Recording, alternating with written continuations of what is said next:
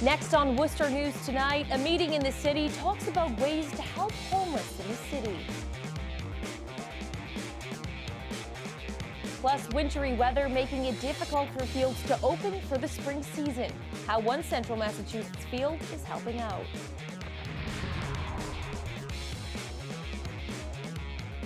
Good evening and thank you for joining us. I'm Anna Botari. A Ware man is charged with misleading a police investigation in connection to a family of 4 killed in West Brookfield. According to the Worcester County District Attorney's Office, 31-year-old Matthew Locke was arraigned in Western Worcester District Court Monday. Important to note, Locke is not charged with the murders of Sarah Bermudez and her children at this time. The DA's office has ruled the deaths as homicides. The 4 were found dead earlier this month on Old Warren Road. Locke was held on $10,000 bail and is due back in court April 24th. We did speak with the district attorney this afternoon. He tells us this is a case they're working on every day. The DA was at Clark University tonight talking to master's students about the dangers of texting and driving. The students are working on their capstone project, focusing on ways to improve education around preventing texting and driving and distracted driving. Working with the DA, they've been doing research to help his office's distracted driving program. We're doing a lot of research now on texting and driving. What are other states doing? What's going on in other countries? And we're gathering all of this data, and we're going to try and find out, well, what can we do to try and help Joe? And what kind of message can we send out to everyone? And how can we help people from not texting and driving? DA Early showed the class a presentation his office put together where he explains how serious the consequences can be. What we've seen is some real tragedies throughout the county, people texting and driving. For example, if you take your eyes off the road to tap out "where are you" or LOL while you're on the highway, it takes an average of 3 to 5 seconds. During that time, you've traveled the length of a football field. Think about that. Who would ever purposely close their eyes and travel 100 yards? The class will present their complete capstone project next month with recommendations for the DA's office. A group is looking to effectively end chronic homelessness in Worcester. The Task Force for Sustaining Housing First Solutions says dozens of people in the city are living on the streets, and their goal is to get them all a place to stay. Our Cam Jandro joins us now live with the details. Cam? Yeah, Anna, more than 500,000 Americans were homeless in 2017, and it's a problem the city itself sees quite regularly. And with this new task force, they're hoping they can make a significant dent in the numbers. A new task force in Worcester is doing what they can to help end chronic homelessness. We want to take those who are the most vulnerable and help them be housed. The Task Force for Sustaining Housing First Solutions was created by City Manager Ed Augustus, and it aims to find permanent housing for people without a home. Jan Yost is president and CEO of Health Foundation of Central Massachusetts. She says the goal is to be hands-on with the victims of chronic homelessness. They're looking at how to create affordable housing to house the homeless, and they're looking at how to provide outreach to bring them in and also to help manage them and get them support services. Chronic homelessness is defined as someone remaining on the streets for at least a year or has at least 4 episodes of homelessness. Worcester says in 2017 they saw a 46% increase in those cases. The city has also seen programs like Home Again and another task force created back in 2007. But at-large city councilor Constantina Lukes hopes the city has more success this time around. We weren't able to solve the problem. Then clearly we have to unlearn bad habits and learn some new ways to resolve the issues facing us. A report from the group says thousands were counted as living in shelters and temporary housing in 2017. At a public forum Monday, some shared their stories. I felt like I was a loser, and I knew I was not. So I got a job. My name is Laurie Cutler, and I am no longer homeless.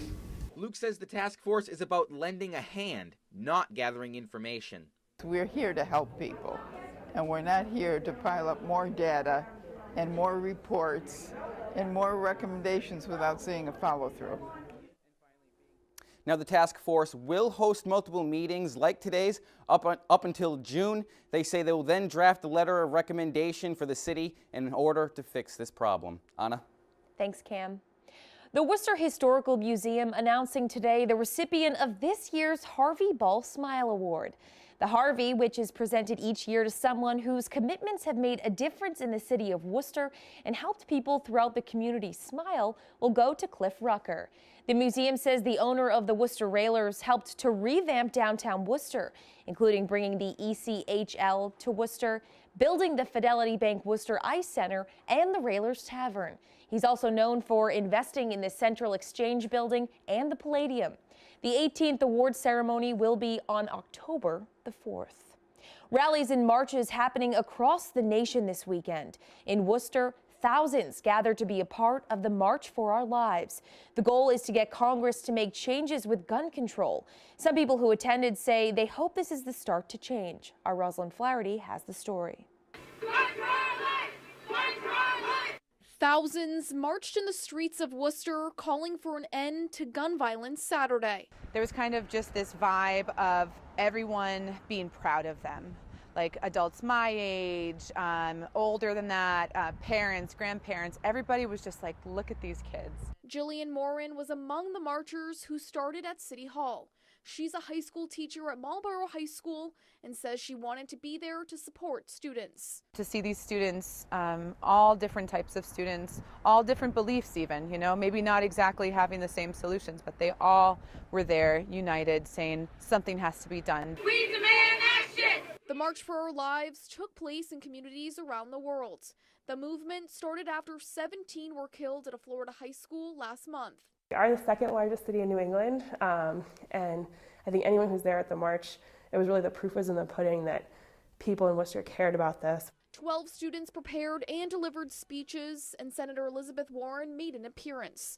City Councilor Gary Rosen says the overall message is this must stop. Whatever we do as Democrats, Republicans, unenrolled, seniors, youth, millennials, we have to work together, I hope, to change things. Meanwhile, Morin says her thought process has changed since she became a teacher 10 years ago. When we hear a book fall, our hearts race. If there's an announcement in the middle of a class, it could just be, hey, go down to your classmate. But if there's an announcement in the middle of class, your heart races. But she thinks this movement will make a change to better the future.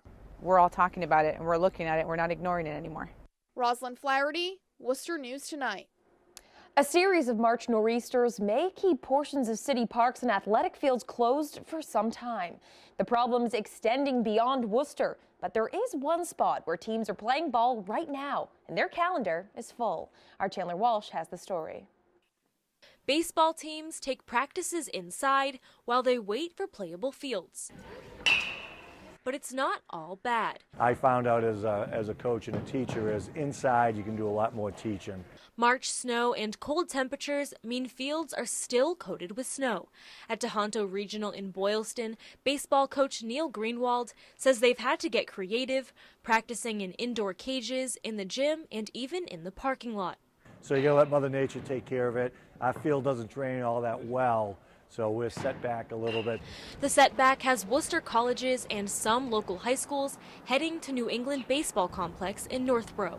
CEO Jason Kossow says the complex has 3 outdoor turf fields for teams to use for practices and games. It really allows them to just, quite frankly, play a full schedule in New England, which is, like I said, getting harder and harder every year, it seems. In Worcester, the DPW doesn't expect to open fields until April 23rd. Commissioner Paul Moosey says the city needs above freezing temperatures around the clock to melt snow and dry the ground.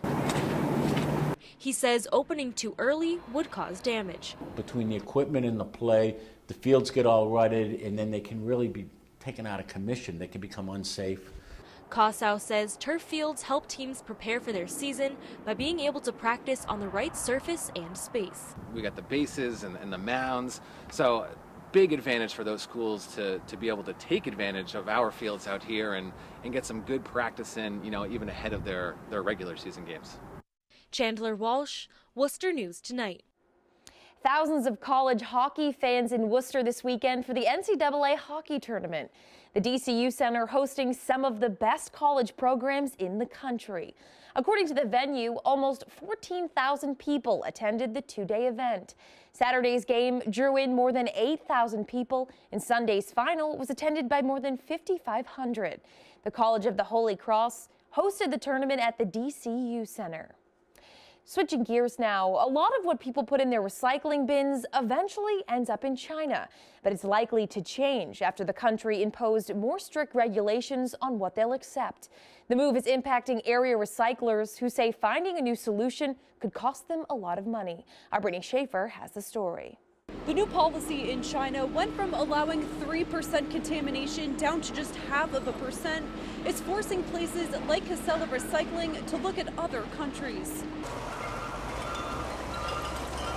China's new import restrictions are causing problems for local recycling centers. Taking the step, though, to get to 0.5 was really a drastic step. According to the Massachusetts Department of Environmental Protection, China takes in about half of the United States recyclables.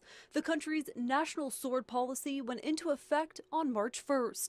It requires recyclables to have a maximum 0.5% contamination. The previous requirement was 3%. They felt they were receiving too much contamination in the recycling.